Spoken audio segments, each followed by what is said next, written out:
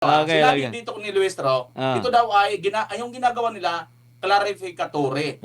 Partner, kung tatanungin mo ako kung naniniwala ako dito kay Beatrix Luistro, kung totoo ba na clarificatory ang kanilang ginagawa, partner, ang sagot ko dito, naniniwala ako kalahati. Totoo. Bakit kalahati, partner? Bakit? Kasi nga po, kalahati lang naman ang kanilang clarify. Ano yung isang kalahati? Di ba dapat i-clarify mo rin ngayon, pabalikin mo dyan si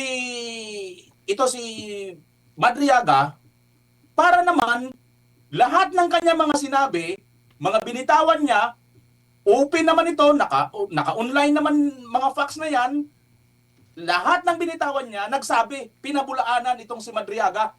Halos lahat sila nagsabi, yung sila Colonel Chica, Walang sumang-ayon, partner. Walang sumang-ayon. So, Luistro, maniniwala ako sa sinasabi mo na ginagawa mo lang yung trabaho mo, clarificatory, mabubuo lang yan kung papapuntahin mo rin dyan yung mga binanggit ni Madriaga. At isa dyan sa binanggit ni Madriaga, sinabi niya, ang pinaka-primo sa lahat, sinabi niya, mayroon daw kasunduan ng term sharing si BP Inday at saka itong si Marcos. Kaya dapat ngayon, papuntahin mo dyan si Marcos dahil sinabi ni Marcos, through Anticlear, na hindi yan totoo.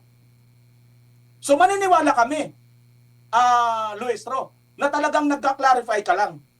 Dahil nga po sa trabaho mo yan, sabi mo, sige, bigyan natin ng benefit of the doubt na trabaho mo talaga yan. Which is naniniwala ako, trabaho mo yan, pero kalahati lang. Ngayon, kung gusto mong mabuo yan, ipatawag mo si BBM mismo. Dahil si BBM, sinabi niya, hindi totoo ang sinabi ni Madriaga. At yung iba pa, lahat ng mga yan, pati yung si Attorney Pastrana ba yun, dun sa San Sebastian, na sinasabi mo, sinasabi ni Madriaga,